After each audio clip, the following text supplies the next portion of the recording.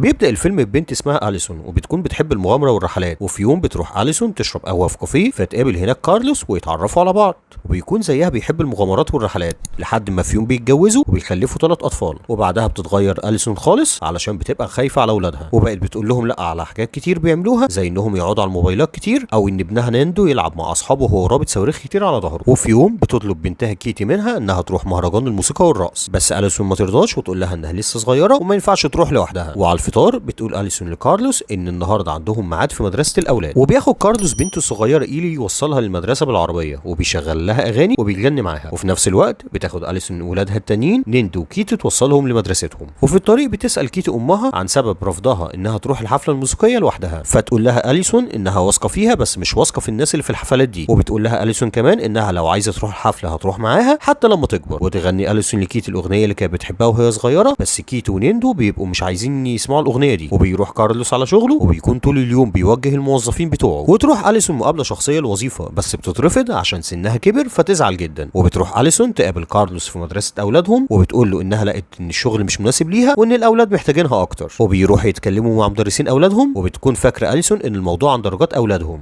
بس المدرسين بيقولوا ان درجات نيندو مش كويسه بس مش ده الموضوع الاساسي. وبيقولوا المدرسين ان الموضوع الاساسي علاقه الاولاد بامهم، لان كيتي كانت كاتبه في الواجب بتاعها انها طائر محبوس وامها هي اللي حبساها وهي عايزه تطير من القفص اللي محبوسه فيه. ونيندو عمل فيديو كان مطلوب منه في الواجب، وبيكون نيندو شايف امه شريره وبيكون مصور أليسون في الفيديو وهي بترفض كل طلباتهم. فتخرج أليسون وهي زعلانه وتتهم كارلوس ان هو اللي خلى الاولاد يشوفوها شريره علشان هو بيوافقهم على كل حاجه وهي اللي بترفض. وبيقول لها كارلوس انه على طول مضغوط في الشغل فبيحاول يضحك مع الاولاد علشان يفرح شويه. في الوقت ده بيكون سامعهم مستر ديكون مدرس الالعاب في المدرسه، وبيتكلم معاهم مستر ديكون ويقول لهم ان عنده 6 اطفال وكان عنده مشكله معاهم، بس لقى الحل في انه يعمل لاولاده كل فتره ييز داي. فيسالوا كارلوس وأليسون ايه هو الييز داي، فيقول مستر ديكون انه بيوافق على كل حاجه الاطفال عايزينها لمده 24 ساعه بس في قواعد طبعا. وبيقول لهم انها فكره مجنونه بس هتغير حياتهم للاحسن، وعن طريق الييز داي بيتحرر الاطفال وبيحسوا بالمسؤوليه. وينصحهم مستر ديكون انهم يعملوا الييز داي. وفي طريقهم للبيت بيطلب كارلوس من أليسون انها توافق على فكره الييز داي، وبيقول لها ان جه الوقت عشان يجربوا طريقه جديده في تربيه اولادهم. ويوصل كارلوس وأليسون البيت وبيقول كارلوس للاولاد انهم هيعملوا ييز داي، بس بتقول كيتي لاخواتها ما يفرحوش قوي لان اكيد امهم مش هتوافق. فتتضايق أليسون وتقول لهم ان يومها كان طويل وهتدخل تنام. وبتطلع أليسون وبتشوف صورها القديمه وهي بتضحك في مغامراتها، فتنزل أليسون تاني وتقول للاولاد انها طول عمرها بتحب الضحك والمغامرات بس اتغيرت بعد ما بقت